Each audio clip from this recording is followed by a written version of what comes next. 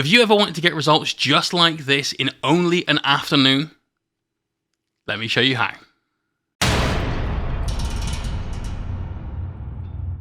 That's right, I painted this Mini in only 6 hours. You could start this after lunch, finish it by tea time, and get it ready for that evening's gaming. Overall, the process was pretty simple. We leaned really heavily into using the airbrush for this, as I'm sure you can tell, but we still have all of the model highlighted and given the appropriate sets of shadows for a very dynamic, exciting finish. We even did some funky power swords with cool lightning effects. Now, over the course of this video, I'm going to show you how you can get the same sort of thing, not just on this Mini, but on any Mini. So as a result, this isn't necessarily a how to paint this particular model video. This is how you can use the airbrush to do a lot more than just base coats and priming. It's a super powerful tool, and everyone that's got one should be using it to do a lot more than that. I'm going to show you how I use the airbrush on practically every facet of this model, how I managed the overspray and sometimes even used that to my advantage, and how, regardless of the fact that I used no masking products at all in this video, we still have a nice tidy finish with some freehand. Alright, so let's get to it. Here's most of the paints you're going to need. Dwarven Gold, Viking Gold, Silver, some red, black and yellow from GW. Some Rust Grey, Sickly Skin, Rhinox Hide, Bowrun Brown, Sotek Green and Cantor Blue. So you can find most of those from GW. Should be an easy to follow paint scheme. We're kicking things off with the Viking Gold mixed 1-to-1 with Flow Improver all over the gold areas of the model. Try and keep this restricted for the gold for the reasons we'll explain later on, but just make sure you get a good solid foundation of this on all of those areas. Don't worry too much about overspray for now. When it's done, you'll have a nice gold shiny boy ready for our next step, which is take some Dwarven Gold, add that into the pot, and let's start building up some highlights. The gold armor is a really obviously kind of key detail on Custodies, and we want to make sure that this really is bright and super shiny. So by the time we've done that, we've got something that looks really bright, definitely going to draw attention, but we can go brighter. Add a small amount of Vallejo Model Air Metallic Silver to the pot, still mixing in with that Flow Improver, and just start bringing out the final highlights on our gold. You're looking to highlight all of the larger volumes, especially towards the top of the Mini. The things that are tacits, I would highlight towards the bottom. It's going to give a nice dynamic set of contrasts. It's going to really drive the interest that people will have in this Mini. Once all that's done, we're ready for the next steps, and you'll end up with something that's very, very bright gold, but only for now. Okay, so this is the big secret. This is the reason why we can do this with the airbrush and limit our overspray. Not eradicate it completely, it will still exist. We can clean it up very easily later on. Take a nice thin version of whatever base coat you need for something. In this case, I'm mixing 1 part to 3, black to red to get a nice really deep, rich red for our cloak. Get that base coat all over every part of the miniature that you need that color. So we've done a cloak, all of his like tabardy bits, all that sort of stuff. Then, once that's dry, you'll notice the coat of paint is really terrible. It's patchy, it's thin. This is where you need several thin coats. But rather than using a paintbrush to the next coat, we're going to go back with the airbrush. This gives us loads of control. We've basically filled in everything around the edges of the bit that we need to airbrush to ensure that we don't have to go too close, which allows us to get everywhere we need and limit the overspray on those areas. Now we're going to do some highlights with this. So we're going to build up the red, we're going to add some yellow to it, we're going to get it nice, bright and vibrant. All the things that you'd want to see on a cloak for a hero model. In doing this, we are going to get some overspray on the gold, but I'll show you later on how to correct that really, really quickly and easily. For the majority of the gold, we're going to use a 2-step washing process. That will already cover up a lot of our sins. So all we've got to do is go back and fix any particularly egregious areas where the overspray has gotten to it. You should be able to control your airbrush reasonably well for this. If you're having problems though, I can strongly suggest that you use very high PSI. I airbrush at 45. I can also suggest that you use very large amounts of air through your airbrush. So push the trigger pretty much all the way down. And the key to this is limiting how much paint comes out of the airbrush. So only pull back on the trigger just a tiny amount so you get the smallest flow of paint in the narrowest little channel. The higher the air pressure, the narrower that channel, the smaller the pullback, the less paint comes through, the more accurate you can be. Okay, so if you're following along at home, you've done a load of airbrushing by now, and it's time to start getting the white done. We use some rust grey as our base coat, thinned down a little with water, and like before, it's got really terrible coverage. So, like we did in the previous example with the red, we pulled the airbrush back out, we started to build that back up. So just use rust grey, mix it 1-to-1 with the airbrush, throw and over, and just get that all over those areas. Now, you do want to be very careful to try and avoid as much overspray as you can. Use things like your thumb to get in the way, or maybe if you need to, a small bit of paper or cardboard, just as a small mask. You shouldn't really need to start putting the masking tape out and all that sort of stuff for this. If you're worried about getting it everywhere because you haven't practiced, then this is how you practice doing this to be able to do this. And if you get a little overspray on there, don't worry. We are going to remove all of that kind of thing later on and really tidy this guy up. I promise you. Just try and keep it to a minimum. The more that's on there, the more work you'll have to do later on. So just take the extra couple of seconds it takes to be careful. Here, for instance, you can see I'm using my finger so I can spray the inside of that part of the crease on his cloak and get that nice and bright and highlight up. If you just do stuff like that, you'll end up with a lot less overspray, and as you saw, it took seconds. You're not messing around with lots of different tapes, materials, putties, and so on, just to get that in. For all the brown areas, we just base coated everything with some Rhinox hide, all the gloves, all the boots, everything is kind of a leather. We want to do something that's kind of a warm tone to match the red and the gold, and as before, we just took the airbrush and brought that back up to a nice solid color all over. You can kind of see where we're going with this on every single step of the way. With the Bogra and brown mixed in, we gave it some base highlights on all of our leather areas, just really brought those up a little bit, and then we base coated all of the swords with Sotek green. Now we're going to get to the swords right at the end of the video, so do make sure you stay tuned for that.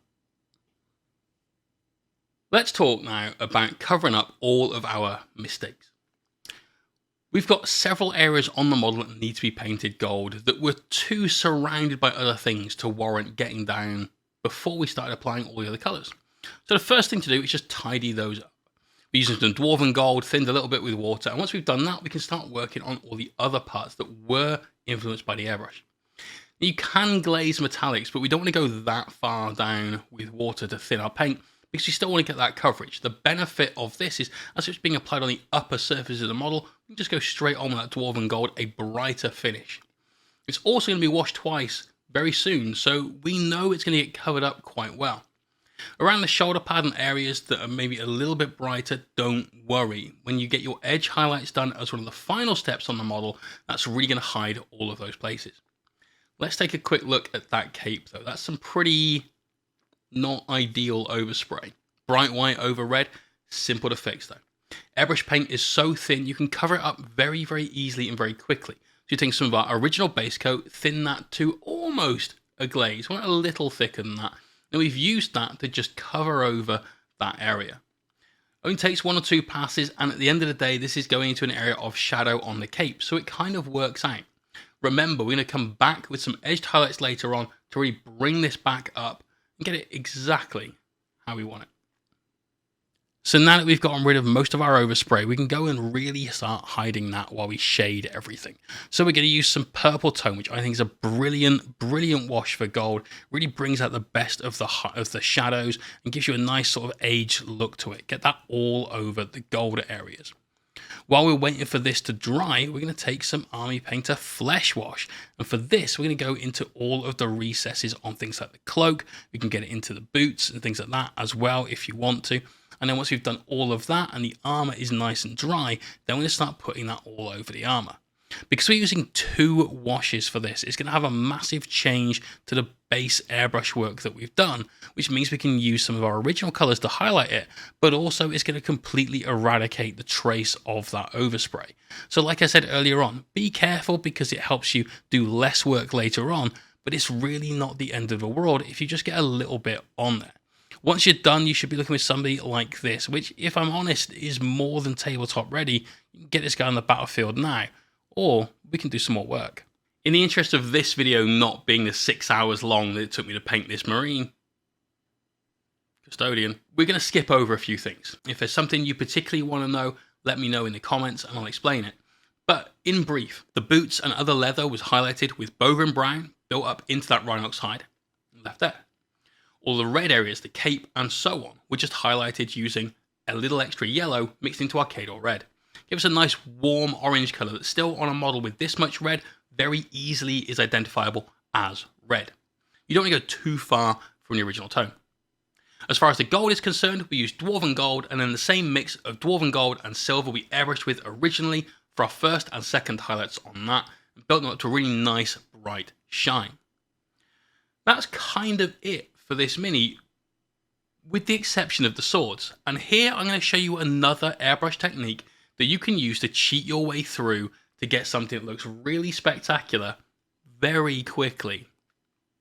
Before we do that though, I'd just like to invite you guys to come on over to Twitch, where I stream 4 nights a week, Tuesdays, Thursdays, Sundays from 9 PM and Saturdays from 11 AM. Every month at the end of the month we do giveaways where you can win painted minis or hobby vouchers so you can buy your own toys to play with. So come on down into the stream, links are in the description below. We also have a Patreon that runs and allows me to do this for a living. If you'd like to get more content like this, get some more hints and tips, that's where you should go.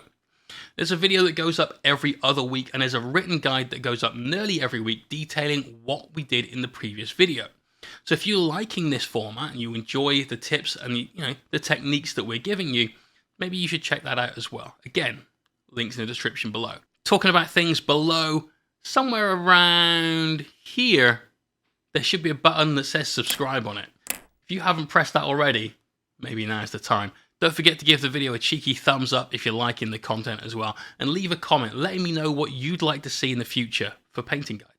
So the swords were super easy. Now you might have been thinking you just airbrushed everything, right? But no. If we'd done that, the chance of overspray over the entire model that we've just painted would have been a little bit too much even for me. So I used a little trick, a little technique that I found through watching other artists paint. This is something that Sergio Calvo does on a regular basis. I've seen it done through another couple of people's YouTube videos. It's basically the same sort of thing that we've been using previously in the video to smooth out our base coats. But instead of smoothing out a single color, we're going to smooth out a blend across a surface. So you've seen we've blocked in some darker areas on the sword, and then I started blocking in some lighter areas on the sword. And if I'm honest, it looks pretty trash. What we're going to do now though is we're going to take some of that Sotek green and we're going to start fuzzing in all of the gaps, the joins between the different colors we started off with at the beginning. You need to work reasonably thin for this, and therefore you want to make sure that you don't put your brush in the same spot for too long, otherwise you will get very easy spider webbing with the pressure that we're spraying at. So just take your airbrush, thin down the paint, and then just glaze over those areas until you're happy with the progression of the shade. Then add some lighter colors to it and work towards the far end. Once we've got the blade to a nice point, just put in some quick highlights, again using a mixture mostly of Sotek green and Sickly Skin. And then finally, very faintly with some very thin paint and a very fine pointed brush, just drew on some little wavy lightning lines. The trick to this last part is keep it extremely light as far as your brush pressure goes. You're going to be just barely grazing the miniature, and that way you'll get some super thin lines. Keeping your paint nice and thin really helps for that. If you're having problems getting your paint to exactly the right consistency, why don't you check out this video above where I show you how to do it properly. A lot of people will have lied to you and told you it's got something to do with milk. They're all talking out of their arse. Just watch that video, you'll see why. Alright guys, that's it. That's the end of the video. I hope you've enjoyed watching it. I certainly enjoyed painting this guy, and the client is super happy with it. I know we didn't cover everything in this video. Certainly we didn't cover the freehand there on the back or the basing techniques. So if you've got any questions, then please ask in the comments below. Once again, if you'd like to see a particular painting guide, then suggest it. Maybe we'll get around to it. Thanks again for watching, guys. Hopefully we'll see you in the streams. Peace out, everyone.